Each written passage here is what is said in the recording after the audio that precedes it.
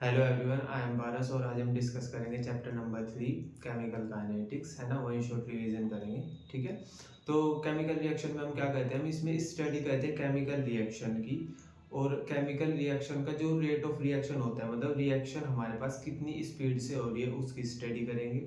जो रिएक्शन का रेट है उसको कौन कौन से फैक्टर इफेक्ट करते हैं उसकी स्टडी करेंगे, और रिएक्शन के मैकेनिज्म की स्टडी करेंगे, ठीक है। तो बेसिकली हम केमिकल काइनेटिक्स में क्या करते हैं, रिएक्शन केमिकल रिएक्शन की स्टडी करते हैं, उसके रेट ऑफ रिएक्शन की स्टडी करते हैं कि कितनी स्पीड से हमारे पास कोई रिएक्शन हो रही है, उसके मैकेनिज्म की स्टडी करते हैं, और जो रेट ऑफ रिएक्शन पे जिन जिन चीज़ों का इफेक्ट पड़ता है उसकी स्टडी करते हैं, ठीक है। तो ऐसे हमने लिखा हुआ है कि it is the branch of chemistry which deal with the study of chemical reaction with respect to the reaction rate, factor affecting the rate of reaction and mechanism by which reaction produce, ठीक है। तो समझ आया हम यहाँ पे क्या क्या चीज पढ़ने वाले हैं, ठीक है।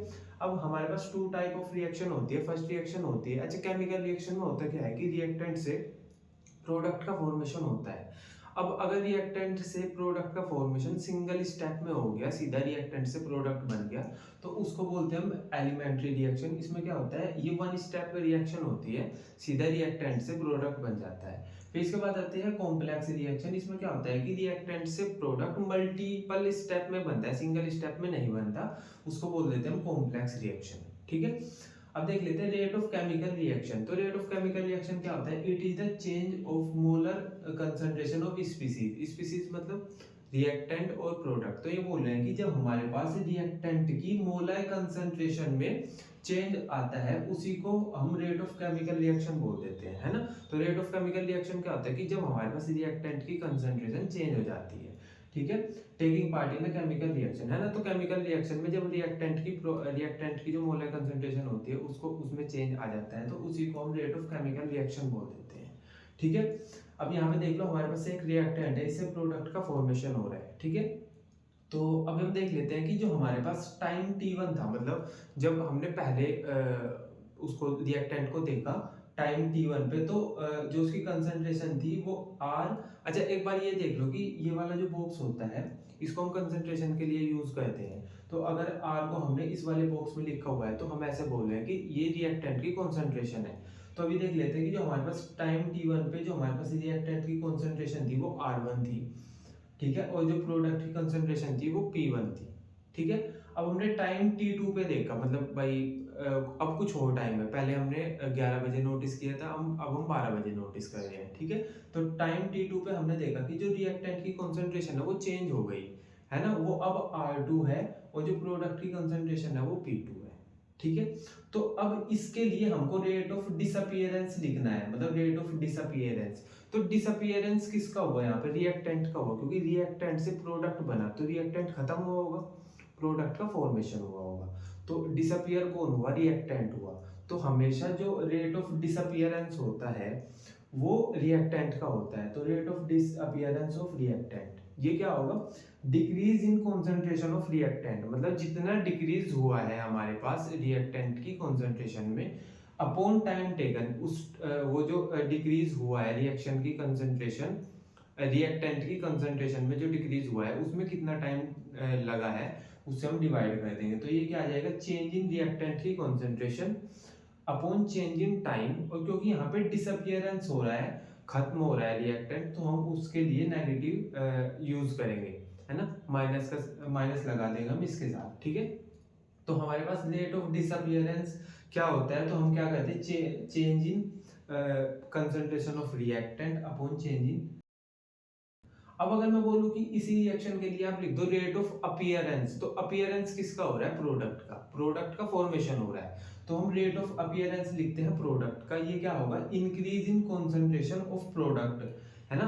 तो जो हमारे पास रिएक्टेंट तो खत्म हो रहा है, प्रोडक्ट का फॉर्मेशन हो रहा है, तो जितनी इसकी कंसंट्रेशन बढ़ी है ना, उसको लिख देंगे increase in concentration of product upon time taken, ठीक है। अब इसको हम लिखेंगे change in concentration of product upon change in temperature, sorry change in time, ठीक है।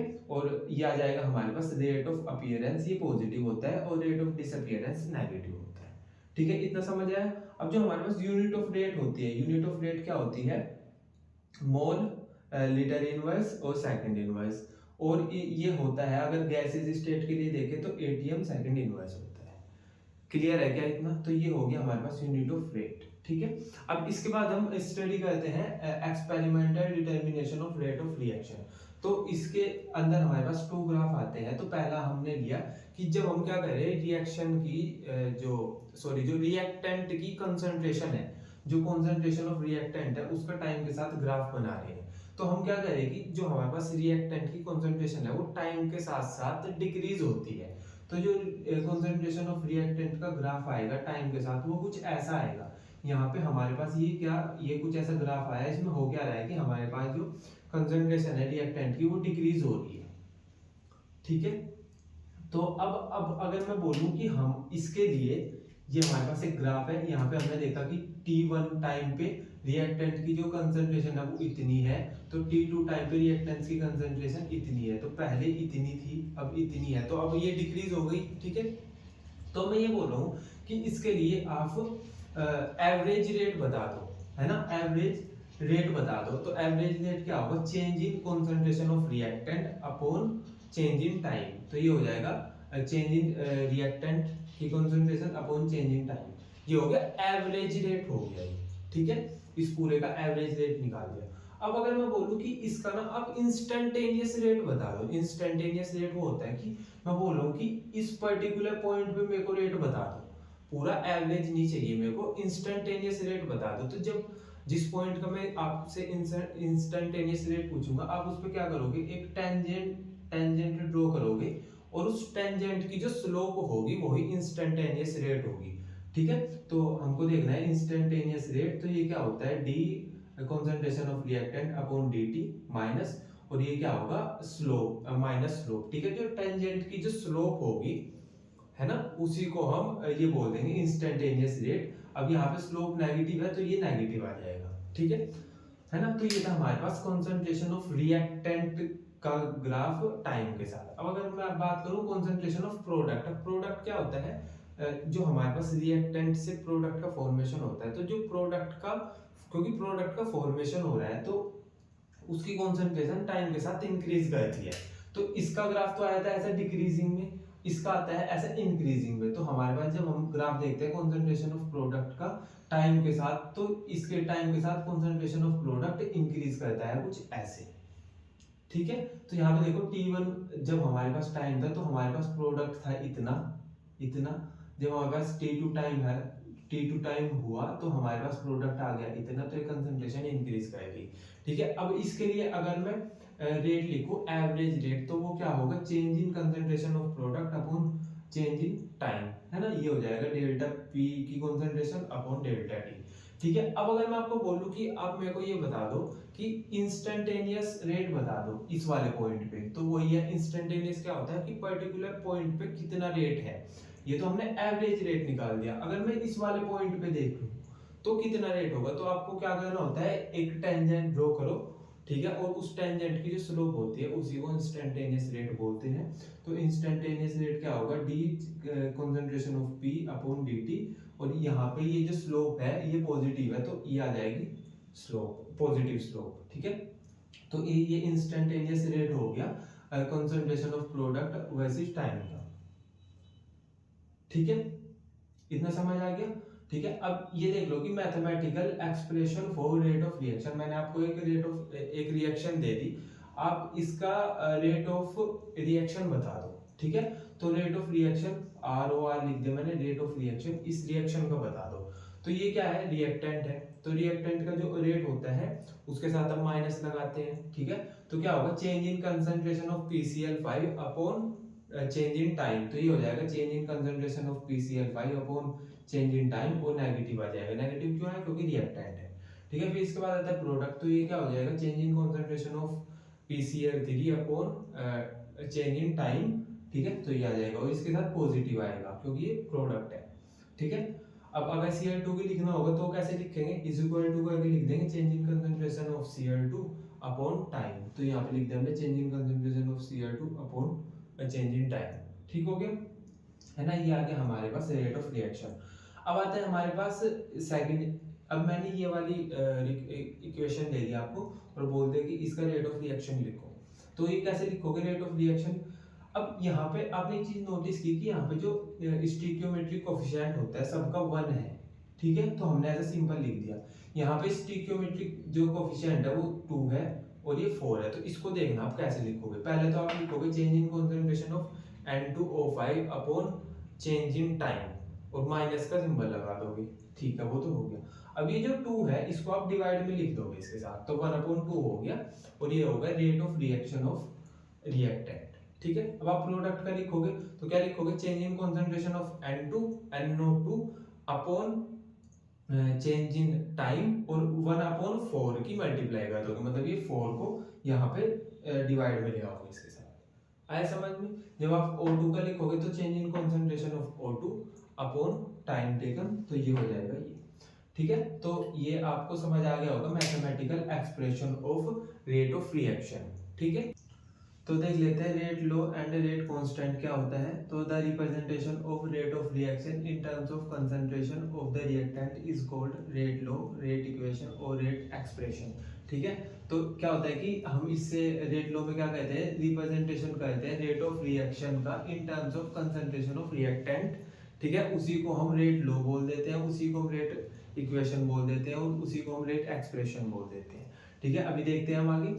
हमारे पास एक इक्वेशन है AABB gives to CC plus DD, ठीक है। तो इसका जो हमारे पास रेट लो होगा वो होगा rate directly proportional of concentration of A raise to power X concentration of B raise to power Y। ये हमारे पास रेट लो है इस इक्वेशन का, ठीक है। फिर हमने क्या किया, प्रोपोर्शनैलिटी का सिंबल हटाया और हमने यहाँ पे K लगा दिया, तो ये फाइनल फॉर्मूला बन गया हमारे पास रेट लो का, या मैं बोल दूं रेट इक्वेशन, या मैं बोल दूं रेट एक्सप्रेशन, ठीक है। यहाँ पे x और y क्या है और k क्या है, तो k यहाँ पे हमारे पास रेट कांस्टेंट हो गया, रेट कांस्टेंट हो गया हमारे पास ये k। और ये जो x और y होता है जो पावर है a और b की, मे और may not equal to the stoichiometric coefficient. तो ये जो x और y है, x और y है, ये स्टिक्योमेट्रिक कोफिशिएंट होता है जो a और b, ये इनके इक्वल हो भी सकती है और नहीं भी हो सकती, ठीक है। तो ये फाइनल फॉर्मूला है हमारे पास रेट लो का, ठीक है। टाइम ये लिख सकते हैं भाई, हमने पहले से बोला है ना कि रेट क्या होता है minus D concentration of reactant upon dt, तो हमने सिंपल रेट की जगह पे ये लिख दिया और आगे सेम ही है, तो इसको बोलते हैं हम डिफरेंशियल रेट इक्वेशन। बेसिकली हमने इसको डिफरेंशियल फॉर्म में लिख दिया, ठीक है, तो इसको बोलते हैं हम डिफरेंशियल रेट इक्वेशन, ठीक है। तो बेसिकली ये हो गया हमारे पास रेट लो और ये हो गया रेट कांस्टेंट k, ठीक है। अब देख लेते हैं ऑर्डर ऑफ रिएक्शन क्या होता है। It is the sum of power of concentration of the reactant in rate law expression. तो जो हमारे पास रेट लो एक्सप्रेशन आया है, ये रेट लो एक्सप्रेशन आया है जो ये, इसमें जो x और y का जो हम सम करेंगे उसी को हम ऑर्डर ऑफ द रिएक्शन बोल देंगे। कैसे देख लेते हैं, हमारे पास एक इक्वेशन है AA plus BB gives to CC plus DD। तो इसके लिए हमारे पास रेट एक्सप्रेशन क्या होगा, rate is equal to K concentration of A raise to power X concentration of B raise to power Y। अब हम क्या करेंगे, x और प्लस x और y को प्लस कर देंगे और हमारे पास जो x प्लस y का सम आएगा उसी को हम ऑर्डर ऑफ द रिएक्शन बोल देंगे। क्या किया हमने, ऑर्डर ऑफ रिएक्शन निकालने के लिए क्या किया हमने, x को और y को ऐड कर दिया। अब अगर ये x और y ऐड करने के बाद 0 आ गया तो हम बोल देंगे कि हमारे पास जो रिएक्शन है वो 0 ऑर्डर रिएक्शन है। अगर ये 1 आ गया, x प्लस y 1 आ गया, तो हम बोल देंगे हमारे पास जो रिएक्शन है वो फर्स्ट ऑर्डर रिएक्शन है। और अगर ये 2 आ गया तो हम बोल देंगे कि हमारे पास जो रिएक्शन है वो सेकंड ऑर्डर रिएक्शन है। समझ आएगा मिस, ठीक है। अब देख लेते हैं, इसके बाद आता है हमारे पास यूनिट ऑफ रेट कांस्टेंट। ये जो हमारे पास रेट कांस्टेंट है इसकी यूनिट क्या होती है, तो फर्स्ट ऑर्डर रिएक्शन के लिए रेट कांस्टेंट की यूनिट अलग होती है, सेकंड के लिए अलग होती है, थर्ड के लिए अलग होती है। तो देख लेते हैं हमारे पास फिर ये वही है कि रेट लो है, रेट लो लिखा हमने यहाँ पे, हमको k की यूनिट निकालनी है, मतलब हमको रेट कांस्टेंट की यूनिट निकालनी है, तो हम k को एक साइड रखेंगे और बाकी सब चीजों को एक साइड रख लेंगे। तो हमने क्या किया, k को यहीं पे रखा, a की concentration raise to power x और b की concentration raise to power y को रेट के अपॉन में लेके गए, ठीक है। तो आगे हमारे पास ये, फिर हमने क्या किया, a और x और y को ऐड कर दिया, तो हमने क्या किया, कंसंट्रेशन की जो पावर थी उनको ऐड कर दिया। ठीक है, अब हम देखते हैं कि जीरो ऑर्डर रिएक्शन में क्या होता है, x प्लस वाई का जो सम होता है वो जीरो आता है। ठीक है, तो हमने जीरो ऑर्डर रिएक्शन के लिए क्या किया, हमको जीरो ऑर्डर रिएक्शन के लिए रेट कांस्टेंट की यूनिट निकालनी है, तो हम क्या करेंगे, x प्लस वाई की जो वैल्यू होती है वो जीरो, उसको यहाँ पे रख देंगे। जब हमने कॉन्सेंट्रेशन की पावर जीरो को रखा तो k इज इक्वल टू आ जाएगा रेट, तो हमने यहाँ पे लिख दिया k is equal to rate, मतलब k की यूनिट वही होगी जो रेट की यूनिट होती है। ठीक है, रेट की यूनिट होती है mole litre inverse second inverse, तो हमारे पास रेट कांस्टेंट की यूनिट भी सेम ही हो जाएगी। ठीक है, फिर इसके बाद आता है first order reaction. First order reaction में क्या होता है, x प्लस वाई 1 आ जाता है, मतलब x को जब हम y के साथ ऐड करते हैं तो 1 आ जाएगा, तो हम क्या करेंगे, कंसंट्रेशन की पावर 1 लिख देंगे। ठीक है, तो जब कंसंट्रेशन की पावर 1 होगी तो k फाइंड आउट कैसे करेंगे हम, तो k आ जाएगा k is equal to rate upon concentration, तो आ गया रेट अपॉन कंसंट्रेशन। रेट की जो यूनिट होती है वो होती है mole litre inverse second inverse, concentration की क्या होती है, मोल लीटर इनवर्स, तो मोल लीटर इनवर्स से मोल लीटर इनवर्स कैंसिल हो जाएगा, हमारे पास आ जाएगा सेकंड इनवर्स। तो हमारे पास जो फर्स्ट ऑर्डर रिएक्शन होती है उसका जो रेट कांस्टेंट की यूनिट होती है वो होती है सेकंड इनवर्स। ठीक है, इसके बाद आता है हमारे पास second order reaction. Second order reaction में क्या होगा, x प्लस वाई को जब हम ऐड करेंगे तो 2 आएगा, तो हमने क्या किया, कंसंट्रेशन की पावर 2 कर दी। ठीक है, हमने कर दिया कंसंट्रेशन की पावर 2, तो जब कंसंट्रेशन की पावर 2 आई तो हमने लिखा रेट, पहले तो हमको रेट की यूनिट लिखनी होगी mole litre inverse second inverse upon concentration की पावर 2 है, और कंसंट्रेशन की यूनिट क्या होती है, मोल लीटर इनवर्स। ठीक है, तो हमने इसके ब्रैकेट में 2 लिख दिया। ठीक है, अब एक मोल लीटर इनवर्स से एक mole litre inverse cancel out हो जाएगा, और फाइनली हमारे पास आ जाएगा mole inverse litre second inverse. तो ये हो गया हमारे पास जीरो ऑर्डर रिएक्शन के रेट कांस्टेंट की value, sorry zero order reaction की जो रेट कांस्टेंट है उसकी यूनिट आ गई, फर्स्ट ऑर्डर के लिए भी आ गई, सेकंड ऑर्डर के लिए भी आ गई, तो आप इसको डायरेक्टली याद भी कर सकते हो। ठीक है, अब देख लेते हैं मॉलिक्यूलरिटी ऑफ अ रिएक्शन क्या होती है। It is the number of reacting species, तो जो रिएक्ट कर रही है, बेसिकली हमारे पास किसी भी केमिकल रिएक्शन में क्या होता है, रिएक्टेंट प्रोडक्ट का फॉर्मेशन करते हैं, तो जो नंबर ऑफ रिएक्टिंग स्पीसीज है, जो रिएक्टेंट का जो नंबर है, it is the number of reacting species taking part in an elementary reaction. तो जो हमारे पास एलिमेंट्री रिएक्शन कौन सी होती है, जो सिंगल स्टेप में होती है, तो एलिमेंट्री रिएक्शन में जो नंबर ऑफ रिएक्टिंग स्पीसीज है वो कोलाइड होकर प्रोडक्ट का फॉर्मेशन करती है, और उसी को बोल देते हैं हम मॉलिक्यूलरिटी ऑफ द रिएक्शन। मैं क्या बोल रहा हूँ, हमारे पास एक एलिमेंट्री रिएक्शन है, एलिमेंट्री रिएक्शन वो होती है जो सिंगल स्टेप में रिएक्टेंट से प्रोडक्ट बनाती है। ठीक है, अब जो ये रिएक्टेंट कहते हैं क्या है, किसी भी केमिकल रिएक्शन में रिएक्टेंट आपस में कोलाइड होते हैं और प्रोडक्ट का फॉर्मेशन बना हो जाता है, तो जो नंबर ऑफ रिएक्टिंग स्पीसीज होगा उसी को हम रिएक्शन की मॉलिक्यूलरिटी बोल देंगे। अगर दो रिएक्टेंट है हमारे पास तो मॉलिक्यूलरिटी हो जाएगी 2, अगर सिंगल रिएक्टेंट है तो मॉलिक्यूलरिटी हो जाएगी 1। ठीक है, अगर ट्रिपल हमारे पास 3 रिएक्टेंट है तो मॉलिक्यूलरिटी हो जाएगी 3। होता ये सिर्फ एलिमेंट्री रिएक्शन के लिए ही मॉलिक्यूलरिटी हम फाइंड आउट कर सकते हैं, ऐसे कॉम्प्लेक्स रिएक्शन के लिए नहीं फाइंड आउट कर सकते। ठीक है, तो ऐसे बोलते हैं it is the number of reacting species taking part in elementary reaction, तो एलिमेंट्री रिएक्शन में ही होती है मॉलिक्यूलरिटी ऑफ अ रिएक्शन। ठीक है, फाइंड आउट कर सकते हैं एलिमेंट्री रिएक्शन में, which must collide simultaneously in order to bring about a chemical reaction. ठीक है, तो बेसिकली ऐसे बोल रहे हैं कि रिएक्टेंट कोलाइड करके प्रोडक्ट का फॉर्मेशन करते हैं, वो जो जितने total number of reacting species है उसी को मॉलिक्यूलरिटी ऑफ द रिएक्शन बोलते हैं। एग्जांपल से देखो, NH4NO2 हमको देते हैं N2 पॉजिटिव प्लस H2O, तो यहाँ पे जो रिएक्टिंग स्पीसीज है, जो रिएक्टेंट है वो कितना है, 1 है, तो यहाँ पे इसको बोलते हैं हम यूनिमोलर रिएक्शन, या इसकी मॉलिक्यूलरिटी 1 है।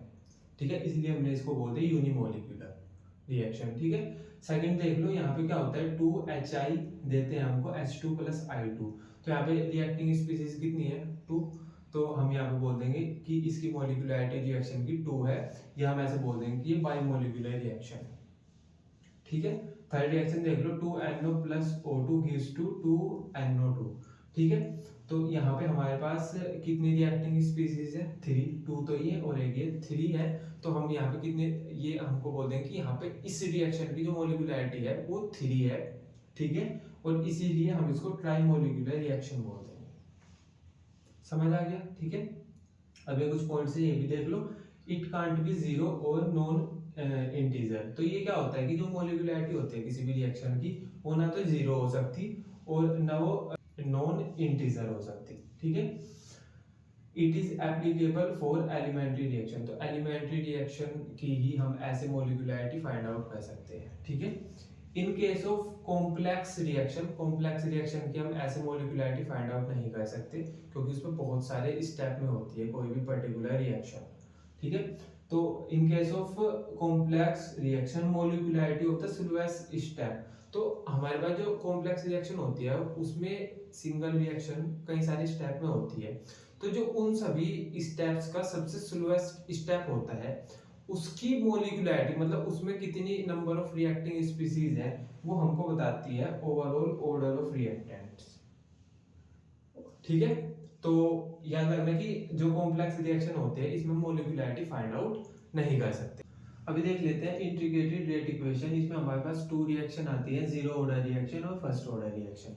जीरो ऑर्डर रिएक्शन में क्या कहते हैं, हमारे पास रिएक्टेंट से प्रोडक्ट है, रिएक्टेंट से प्रोडक्ट करना है, तो इसका रेट क्या होगा, minus D are upon D T is equal to K, R की कॉन्सेंट्रेशन जीरो। आर की कॉन्सेंट्रेशन में जीरो क्यों ली, क्योंकि हमारे पास जीरो ऑर्डर रिएक्शन है और जीरो ऑर्डर रिएक्शन में हम क्या कहते हैं, कंसंट्रेशन की जो पावर होती है उसको हम जीरो लिख देते हैं, ठीक है। तो जो कंसंट्रेशन की पावर आर की पावर है वो जीरो है, तो इसको हम क्या लिख सकते हैं, वन लिख देते हैं, ठीक है। तो हमने इसको यहाँ पे वन लिख लिया, तो अब हमारे पास क्या आ गया, minus D are upon D T is equal to K into one, ठीक है। अब हमने इसको ऐसे अरेंज करके लिख दिया, d r is equal to minus k into d t, integration on both side, हमने दोनों साइड से इसका इंटीग्रेशन किया तो हमारे पास कुछ ये वाली इक्वेशन मिलेगी हमको, concentration of R is equal to minus के टी प्लस आई, आई क्या है यहाँ पे, इंटीग्रेशन कांस्टेंट है, ठीक है।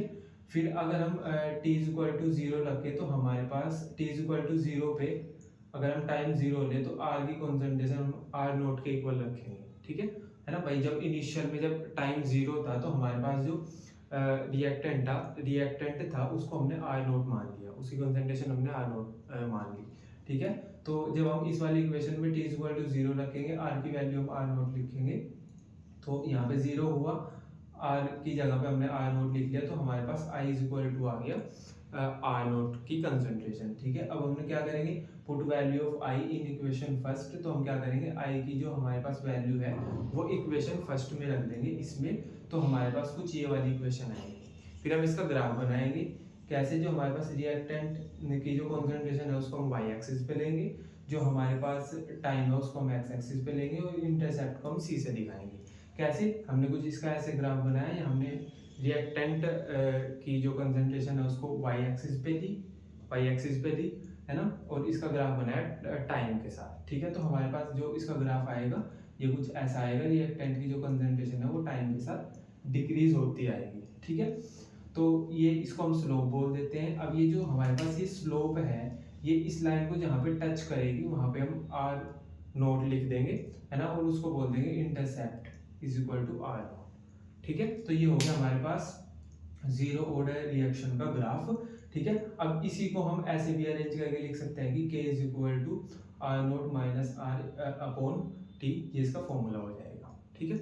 इसके बाद आता है हमारे पास first order reaction. First order reaction में क्या हो रहा है कि रिएक्टेंट से प्रोडक्ट बन रहा है, आप इसका रेट लिखोगे तो लिखोगे minus D are upon D T is equal to K, R की कॉन्सेंट्रेशन वन क्यों लिखा, क्योंकि यहाँ पे फर्स्ट ऑर्डर रिएक्शन है, यहाँ पे जो रिएक्टेंट की कॉन्सेंट्रेशन की पावर होती है वो वन होती है, ठीक है, तभी हम इसको फर्स्ट ऑर्डर रिएक्शन बोलते हैं, ठीक है। अब हमने इसको अरेंज करके ऐसे लिख लिया, d are upon D T is equal to minus k d t, integration on both side, दोनों साइड से हमने इसका इंटीग्रेशन किया, तो हमारे पास एक इक्वेशन ये आ गई, natural log are is equal to minus के टी प्लस आई, ठीक है। फिर हमने क्या लिया, टाइम को जीरो लिया और आर की कॉन्सेंट्रेशन हमने ले ली आर नोट, तो हमारे पास कुछ ऐसी कुछ ये वाली रिएक्शन आ गई, ठीक है। तो यहाँ से हमारे पास natural log r naught is equal to आई आ गया, आई बेसिकली हमने यहाँ से आई की वैल्यू फाइंड आउट कर लिया। अब हम क्या करेंगे, put value in equation first, तो आई की वैल्यू हम यहाँ से इक्वेशन फर्स्ट में रख देंगे, ठीक है। तो हमारे पास कुछ ये वाली इक्वेशन आएगी, natural log are is equal to minus के T plus natural log r naught, ठीक है। अब हम इसका ग्राफ बनाएंगे, इस वाले को हम नेचुरल लॉग आर को हम लिखेंगे वाई एक्सिस पे, ठीक है, एक्स टाइम को लिखेंगे हम एक्स एक्सिस पे, और एल एन आर नोट को हम सी से दिखाएंगे, ठीक है। तो इसका कुछ ग्राफ ऐसा आएगा, हमने क्या लिया, वाई एक्सिस पे हमने नेचुरल लॉग आर ले लिया, ठीक है, और टाइम ले लिया। तो जो इसकी रिएक्टेंट की कॉन्सेंट्रेशन है वो टाइम के साथ डिक्रीज कर रही है, ठीक है। अब जहाँ पे हमारे पास ये स्लोप आई है, जो ये इस वाली लाइन को जहाँ पे टच करेंगे वहाँ पे लिख देंगे हम नेचुरल लॉग आर नॉट, ठीक है, और इसकी जो स्लोप आ रही है इसको माइनस के बोल देंगे, ठीक है। तो ये हमारे पास आ गया फर्स्ट ऑर्डर रिएक्शन का ग्राफ, ठीक है। अब इसी को हम लिख सकते हैं k is equal to 1/t natural log R naught upon R, और अगर हमको ln को मतलब नेचुरल लॉग को लॉग में, सिंपल लॉग में बदलना है तो हम मल्टीप्लाई कर देंगे 2.603, ठीक है। तो हमारे पास आ जाएगा k is equal to 2.603 upon t log R naught upon R की कंसंट्रेशन, ठीक है। तो बेसिकली ये फॉर्मूला आ गया इसका, ये ग्राफ है, ठीक है। फर्स्ट ऑर्डर रिएक्शन ये हो गया हमारे पास, ठीक है। तो देख लेते हैं half life of the reaction, इसको हम टी हाफ से डिनोट करते हैं, the time in which the concentration of reactant is reduced to 1/2 of its initial concentration. तो जो हमारे पास किसी भी केमिकल रिएक्शन में रिएक्टेंट की कंसंट्रेशन है, जब वो कंसंट्रेशन आधी रह जाती है जितनी वो स्टार्टिंग में थी, जब उससे आधी रह जाती है वो, तो उसी को हम हाफ लाइफ बोल देते हैं रिएक्शन की, ठीक है। तो ऐसे ही बोला है इन्होंने the time in which concentration of reactant is reduced to 1/2, जब कंसंट्रेशन रिएक्टेंट की रिड्यूस होके आधी रह जाती है इनिशियल कंसंट्रेशन के, तो हम उसको half life of the reaction बोल देते हैं, ठीक है। तो अब हम क्या करेंगे, हाफ लाइफ निकालेंगे हम जीरो ऑर्डर रिएक्शन की और फर्स्ट ऑर्डर रिएक्शन की, ठीक है। तो अभी हमने जीरो ऑर्डर रिएक्शन में के का फॉर्मूला पढ़ा है, k is equal to R naught minus R upon T. तो यहाँ पे हमने टी हाफ निकालना है, तो टी हाफ में हम क्या कहते हैं, हम जो हमारे पास कंसंट्रेशन है उसको पहले का आधा रख देते हैं, मतलब जो R है, R को हम क्या करेंगे, इनिशियल में कितनी थी कंसंट्रेशन ऑफ रिएक्टेंट, इनिशियल में कितनी थी R नॉट, ठीक है। तो हम R की जगह पे R नॉट बाय 2 लिख देंगे।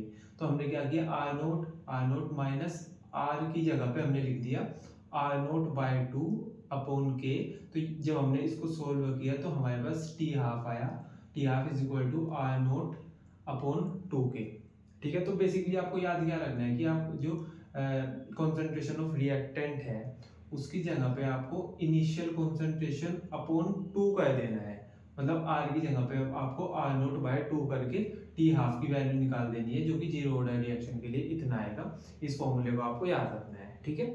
फिर आता है first order reaction. First order reaction के लिए अभी हमने के का फॉर्मूला पढ़ा है, k is equal to 2.303 upon T log r naught upon r की कंसंट्रेशन।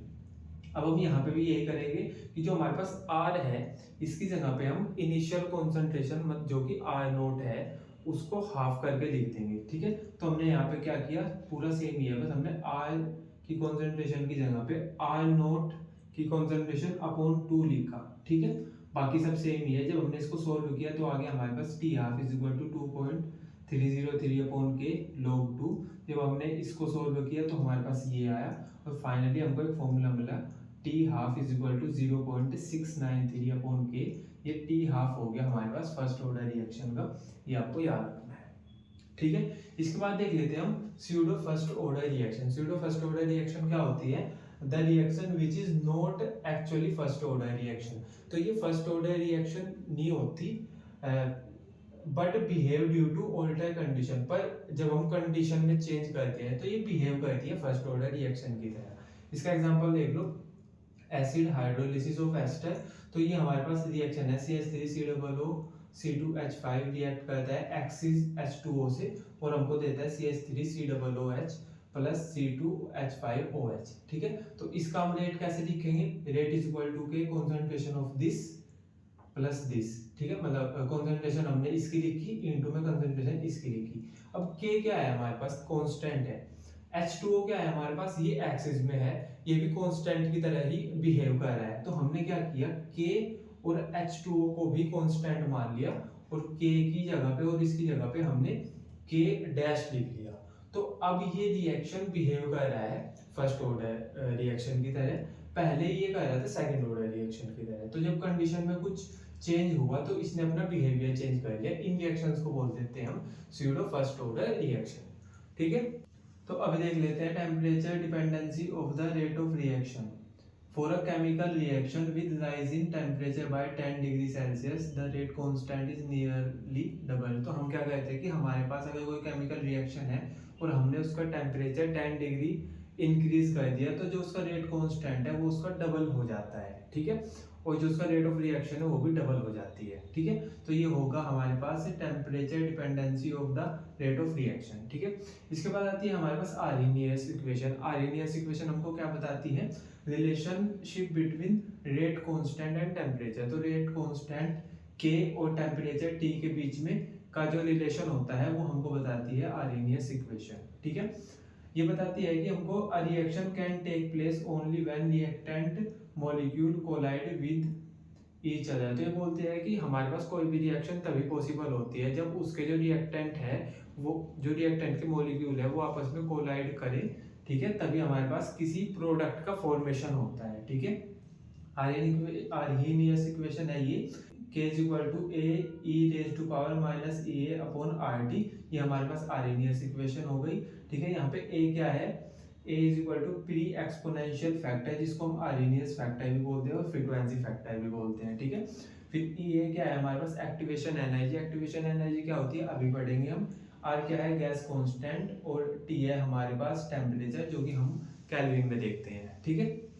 इसके बाद आते हैं हमारे पास आर्हेनियस थ्योरी। तो आर्हेनियस थ्योरी हमको क्या बताती है, collision of reactant molecule form an unstable intermediate, ठीक है, जिसको हम एक्टिवेटेड कॉम्प्लेक्स बोलते हैं, ठीक है। तो ये हमको ऐसा बोल रहे हैं कि जो हमारे पास रिएक्टेंट के मॉलिक्यूल होते हैं, जब वो कोलिजन करते हैं मतलब आपस में टकराते हैं, तो हमारे पास एक इंटरमीडिएट का फॉर्मेशन होता है जो कि अनस्टेबल होता है, कुछ ही टाइम के लिए होता है, जिसको हम एक्टिवेटेड कॉम्प्लेक्स भी बोलते हैं। एग्जांपल देखो, जैसा हमारे पास HI है और II है, ये दोनों रिएक्टेंट है, तो ये दोनों कोलाइड करेंगे, इन दोनों का कोलिजन होगा और ये एक अनस्टेबल इंटरमीडिएट बनाएंगे, जिसको हम एक्टिवेटेड कॉम्प्लेक्स भी बोलते हैं, वो कुछ ऐसा होगा, ठीक है। फिर ये एक्टिवेटेड कॉम्प्लेक्स या इंटरमीडिएट हमारे पास प्रोडक्ट का फॉर्मेशन कर लेगा, ठीक है। तो आर्हेनियस इक्वेशन यही बोलती है हमको, ठीक है।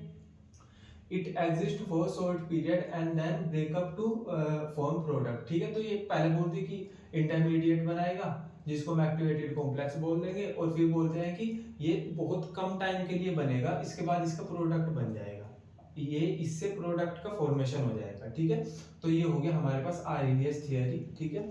The energy required to form activated complex, ठीक है। ये जो एक्टिवेटेड कॉम्प्लेक्स होता है, या मैं बोल दूं कि इंटरमीडिएट अनस्टेबल इंटरमीडिएट होता है, इसको बनाने के लिए जितनी एनर्जी की जरूरत होती है उसको बोल देते हैं हम एक्टिवेशन एनर्जी, है ना। The energy required to form activated complex, तो उसको हम एक्टिवेशन एनर्जी बोल देते हैं, जिसको हम ई ए से डिनोट करते हैं, ठीक है।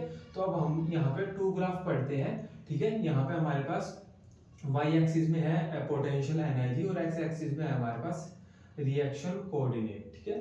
तो हमारे पास यहाँ पे रिएक्टेंट है, ये हमारे पास रिएक्टेंट है, ठीक है, और ये प्रोडक्ट है।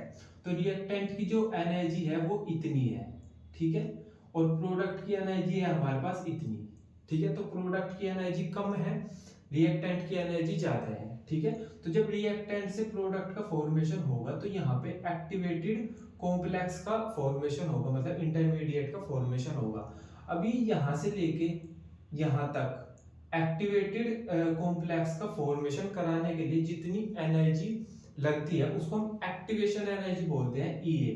तो कितनी एनर्जी लगी, यहाँ से लेके यहाँ तक की इतनी एनर्जी लगी, तो हमने यहाँ पे लिख दिया EA, इसको बोलते हैं हम एक्टिवेशन एनर्जी। एक्टिवेशन एनर्जी क्या होती है कि उतनी एनर्जी जितनी एनर्जी से एक्टिवेटेड कॉम्प्लेक्स का फॉर्मेशन हो, ठीक है। अब हमको हमारे पास रिएक्टेंट से प्रोडक्ट का फॉर्मेशन हुआ, अब जो प्रोडक्ट है उसकी एनर्जी कम है, रिएक्टेंट की एनर्जी ज्यादा है, तो हमारे पास कुछ एनर्जी बच जाएगी, ठीक है। तो यहाँ पे इस वाले रिएक्शन में ना एनर्जी रिलीज होगी, ठीक है, इसलिए हम इसको बोलते हैं एक्सोथर्मिक रिएक्शन। एक्सोथर्मिक रिएक्शन कौन सी होती है, जिन रिएक्शंस में एनर्जी रिलीज होती है उनको हम एक्सोथर्मिक रिएक्शन बोलते हैं। भाई रिएक्टेंट की एनर्जी ज्यादा है, प्रोडक्ट की एनर्जी कम है, तो जो बची हुई एनर्जी का क्या होगा, वो बची हुई एनर्जी रिलीज हो जाएगी, जिसको हम एक्सोथर्मिक रिएक्शन बोल देंगे, ठीक है। आपको इतना समझ आया, अच्छा ये जो ठीक है, ये सब हो गया है ना। अब सेकंड ग्राफ देखो हमारे पास यहाँ पे पोटेंशियल एनर्जी है, इसका हम ग्राफ देखेंगे रिएक्शन कोऑर्डिनेट के साथ। अब यहाँ पे क्या हो रहा है कि यहाँ पे जो रिएक्टेंट है उसकी एनर्जी है इतनी, और जो प्रोडक्ट है उसकी एनर्जी है इतनी। यहाँ पे प्रोडक्ट की एनर्जी ज्यादा है, ठीक है, प्रोडक्ट की एनर्जी ज्यादा है। तो जब रिएक्टेंट से प्रोडक्ट बनेगा तो रिएक्टेंट की एनर्जी कम है, प्रोडक्ट की एनर्जी ज्यादा है, मतलब प्रोडक्ट बनाने के लिए हमको ज्यादा एनर्जी चाहिए, ठीक है। तो यहाँ पे इस वाले रिएक्शन में हमको बाहर से एनर्जी देनी पड़ेगी, इसलिए हम इस वाले रिएक्शन को बोलते हैं एंडोथर्मिक रिएक्शन। एंडो मतलब दो, है ना, एंडोथर्मिक रिएक्शन मतलब एनर्जी हम बाहर से दे रहे हैं, ठीक है। यहाँ पे फिर वही है कि यहाँ से हमारे पास रिएक्टेंट से प्रोडक्ट बनाने के लिए, रिएक्टेंट से प्रोडक्ट बनाने के लिए, सॉरी, रिएक्टेंट से एक्टिवेटेड कॉम्प्लेक्स बनाने के लिए जितनी एनर्जी लगती है, जितनी एनर्जी लगती है उसको हम एक्टिवेशन एनर्जी बोलते हैं। मैं सिंपल ये बोल रहा हूँ कि रिएक्टेंट से एक्टिवेटेड कॉम्प्लेक्स बनाने के लिए जितनी एनर्जी लगती है उसको हम एक्टिवेशन एनर्जी बोलते हैं। ये हमने यहाँ पे कुछ EA से दिखाई हुई है, ठीक है। तो बेसिकली ये 2 ग्राफ आते हैं हमारे पास आर्हेनियस थ्योरी के अंदर, ठीक है। तो देख लेते हैं आर्हेनियस इक्वेशन में जो ग्राफ बनता है, ठीक है। तो हमारे पास ये आर्हेनियस इक्वेशन है, taking natural log on both side. तो हमने इसका नेचुरल लॉग लिया तो हमारे पास कुछ ये वाली इक्वेशन आ गई, ठीक है। अब हमने इसको अरेंज करके ऐसे लिख लिया, ठीक है। तो हमारे पास है natural log k is equal to minus A upon R D plus natural log A, ठीक है। अब हमने क्या किया, इसको तो लिखेंगे हम वाई एक्सिस में, x जो mx है मतलब जो 1/t है उसको लिखेंगे हम x एक्सिस में, और c को मतलब जो इंटरसेप्ट है उसको ले लेंगे हम ln a। देख लेते हैं, हम कुछ ऐसा ग्राफ बनाएंगे, y एक्सिस में लिखा हमने नेचुरल लॉग k, और 1/t को यहाँ से x एक्सिस में लिखा। तो हमारे पास कुछ ऐसा ग्राफ आया जो हमारे पास ln k की वैल्यू है वो टाइम 1/t के साथ जैसे जैसे 1/t इंक्रीज करेगा वो डिक्रीज करेगी। तो हमारे पास कुछ ऐसा ग्राफ आएगा, ये हमारे पास ग्राफ की स्लोप है। अब ये जो स्लोप है जहाँ पे इस लाइन को टच करती है वहां पे लेंगे हम ln a जिसको हम इंटरसेप्ट बोल देंगे। तो बेसिकली ये हमारे पास ग्राफ आता है आर्हेनियस इक्वेशन का, ठीक है। अब हमने क्या किया, यहाँ पे हमने ln की जगह पे log मतलब ln को log में कन्वर्ट किया। तो जब हम इसको log में कन्वर्ट करेंगे तो हम क्या करेंगे, 2.303 से मल्टीप्लाई करेंगे, ठीक है। तो जब हमने इसको log में कन्वर्ट किया तो ये हो गया log k is equal to minus A upon 2.303 into R T plus log a, ठीक है। तो बेसिकली जब हमने इसको log में कन्वर्ट किया तो हमारे पास ये आ गया, है ना। अब बोलते हैं कि let K1 and K2 are rate constant at temperature T1 and T2। तो अगर टेम्परेचर T1 और T2 पे जो हमारे पास रेट कांस्टेंट है वो K1 एंड K2 है, तो जब हमने ये इस पे अप्लाई किया तो हमारे पास फाइनल फॉर्मूला मिला हमको log K2 upon K1 is equal to EA upon 2.303 R into 1/T1 minus 1/T2। तो ये हमारे पास फाइनल फॉर्मूला है, ये आपको याद रखना है, ठीक है। इसके बाद आता है हमारे पास effect of catalyst on rate of reaction. तो हमारे पास जो कैटलिस्ट होता है उसका क्या इफेक्ट पड़ता है रेट ऑफ रिएक्शन पे, देख लेते हैं। It increase the rate of reaction. तो हमारे पास कैटलिस्ट क्या कहता है, किसी भी रिएक्शन के रेट को बहुत फास्ट कर देता है, मतलब किसी भी रिएक्शन को बहुत जल्दी करा देता है, ठीक है। तो हम ऐसा बोल सकते हैं कि ये इंक्रीज करता है रेट ऑफ रिएक्शन को, ठीक है। It provide alternate pathway by reducing the activation energy. अब जो कैटलिस्ट होता है वो किसी भी रिएक्शन को फास्ट कैसे कराता है, ये क्या करता है कि रिएक्शन की जो एक्टिवेशन एनर्जी होती है उसको कम कर देता है। अब जब किसी रिएक्शन की एक्टिवेशन एनर्जी कम हो गई तो उसमें रिएक्टेंट से जो प्रोडक्ट बनता है वो फास्ट बनता है, ठीक है। तो ये इन्होंने बोला कि it provide alternate pathway by reducing the activation energy. तो जो एक्टिवेशन एनर्जी होती है सिंपल पाथवे से वो हाई चाहिए होती है हमको रिएक्शन में, पर ये क्या कहता है वो पाथवे को चेंज कर देता है और उस पाथवे में हमको कम एक्टिवेशन एनर्जी चाहिए होती है। तो सिंपल आपको याद रखना है कि कैटलिस्ट क्या करता है, एक्टिवेशन एनर्जी को कम कर देता है जिससे रिएक्शन फास्ट हो जाती है, ठीक है। जो अब ये जो कैटलिस्ट कैटलाइज करता है कौन कौन सी रिएक्शन को कैटलाइज कर सकता है, मतलब कौन कौन सी रिएक्शन को फास्ट करा सकता है। तो ये स्पॉन्टेनियस रिएक्शन को फास्ट करा सकता है, स्पॉन्टेनियस रिएक्शन कौन सी होती है, जो खुद से हो जाती है, ठीक है। ये नॉन स्पॉन्टेनियस रिएक्शन को कैटालाइज नहीं करा सकता, ठीक है। Does not change equilibrium constant, ये इक्विलिब्रियम कांस्टेंट को भी चेंज नहीं करता। It help in attaining the equilibrium faster, ये इक्विलिब्रियम कांस्टेंट को चेंज नहीं कर सकता, पर जो रिएक्शन का इक्विलिब्रियम होता है वो इसकी वजह से जल्दी आ जाता है, ठीक है। एक ये वाला पॉइंट आ गया, a catalyst does not alter Gibbs energy, तो ये जो डेल्टा जी होती है गिब्स एनर्जी, ये इसको भी चेंज नहीं करता, कैटलिस्ट इसको भी चेंज नहीं करता। अब इसका कुछ ये डायग्राम बनता है हमारे पास, एक ग्राफ देख लो, ये हमारे पास पोटेंशियल एनर्जी और हमने रिएक्शन कोऑर्डिनेट का ग्राफ बनाया है। इसमें क्या हो रहा है कि हमारे पास रिएक्टेंट है, हमारे पास रिएक्टेंट है, हमारे पास प्रोडक्ट है, रिएक्टेंट से हमको प्रोडक्ट बनाना है, ठीक है। तो सिंपल रिएक्शन विदाउट कैटलिस्ट, जहां पे हमने कैटलिस्ट का यूज नहीं किया वहां पे रिएक्शन का ग्राफ ये वाला आ रहा है, ऊपर वाला। यहाँ पे हो रहा क्या है कि ये वाली पूरी एक्टिवेशन एनर्जी है EA, ठीक है। तो रिएक्टेंट से प्रोडक्ट बनाने के लिए हमको जो एक्टिवेशन एनर्जी चाहिए होगी वो इतनी चाहिए होगी, इतनी, ठीक है, तब जाके हमारे पास रिएक्टेंट से प्रोडक्ट बनेगा। लेकिन अगर हमने इस वाली रिएक्शन में कैटलिस्ट को इन्वॉल्व करा लिया तो ये इस पाथ को चेंज कर देगा। ये क्या करेगा, इस वाले पाथ से ले जाएगा हमको, ये क्या करेगा, इस वाले पाथ को चेंज करके ये वाला पाथ ले आएगा, ठीक है। यहाँ पे क्या है, यहाँ पे एक्टिवेशन एनर्जी कम है, ठीक है। तो यहाँ पे क्या किया कैटलिस्ट ने, हमारे पास जो पाथवे था उसको चेंज कर दिया, दूसरे पाथवे से रिएक्टेंट से प्रोडक्ट का फॉर्मेशन करेगा। यहाँ पे जो एक्टिवेशन एनर्जी है वो कम होगी, इसीलिए रिएक्टेंट से प्रोडक्ट फास्ट बन जाएगा, ठीक है। तो ये हमने लिखा रिएक्शन विद कैटलिस्ट और रिएक्शन विदाउट कैटलिस्ट, ठीक है। तो ये हो गया हमारे पास effect of catalyst on rate of reaction. तो अभी देख लेते हैं collision theory of chemical reaction, ठीक है। तो ये हमको बताती है कि reactant molecule are assumed to be hard sphere and reaction occur due to collision. तो ऐसे बोलते हैं कि जो हमारे पास रिएक्टेंट मॉलिक्यूल होती है हम उनको हार्ड स्फीयर अज्यूम कर लेते हैं, और वो जब हार्ड स्फीयर जब कोलिजन करते हैं तब जाके हमारे पास किसी प्रोडक्ट का फॉर्मेशन होता है, ठीक है। तो अब यहाँ पे रेट हो जाएगा, rate is equal to ZAB e⁻⁻ ZAB एक नया फैक्टर इंट्रोड्यूस हुआ, हमने इसको रेट वाली जो इक्वेशन है उसमें ऐड कर दिया। तो ZAB क्या है, कोलिजन फ्रीक्वेंसी। अब कोलिजन फ्रीक्वेंसी क्या होती है, नंबर ऑफ कोलिजन पर second per unit volume of reactant, ठीक है। तो ये हो गया हमारे पास ZAB। अब जो कोलिजन है, ऐसा नहीं है कि हमने ऐसा बोलते हैं कि भाई कोलिजन होगा मॉलिक्यूल्स का और प्रोडक्ट का फॉर्मेशन बन जाएगा। अब ऐसा नहीं है कि हर टाइप का कोलिजन एक प्रोडक्ट का फॉर्मेशन कर लेगा, हमको इफेक्टिव कोलिजन चाहिए प्रोडक्ट फॉर्म करने के लिए, ठीक है।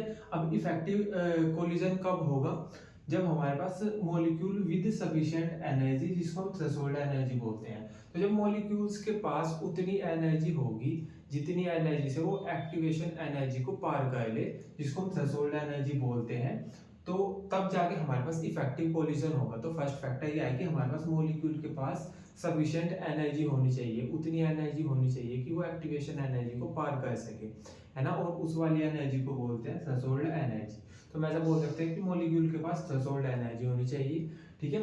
सेकंड, हमारे पास जो कोलिजन की जो ओरिएंटेशन है वो प्रॉपर ओरिएंटेशन होनी चाहिए। कैसे, देखो जैसे हमारे पास ये है CH3Br प्लस O2 का कोलिजन हुआ, तो यहाँ पे टू ओरिएंटेशन पॉसिबल है। एक ओरिएंटेशन ये है कि हमारे पास OH सामने से आके इससे टकराए, ये वाला मतलब OH सामने से आ गया। अब जब ये सामने से आएगा तो Br नेगेटिव होता है, OH नेगेटिव होता है, तो एक दूसरे को रिपेल करेंगे, तो इफेक्टिव कोलिजन नहीं हो सकता, है ना, ठीक है। यहाँ पे कोई प्रोडक्ट फॉर्म नहीं होगा। लेकिन अगर ऐसा हुआ कि OH पीछे से आ जाए, OH यहाँ से आया बैक से और यहाँ पे सामने की साइड था Br, तो ये वाला बॉन्ड टूटने लगेगा और ये नया बॉन्ड फॉर्म होने लग जाएगा, ठीक है। तो हमारे पास फाइनली Br यहाँ से हट जाएगा, Br यहाँ से हट जाएगा, OH आके यहाँ पे अटैच हो जाएगा, हमारे पास प्रोडक्ट का फॉर्मेशन हो जाएगा, ठीक है। तो ये हुआ हमारे पास प्रॉपर ओरिएंटेशन और ये हुआ इम्प्रॉपर ओरिएंटेशन।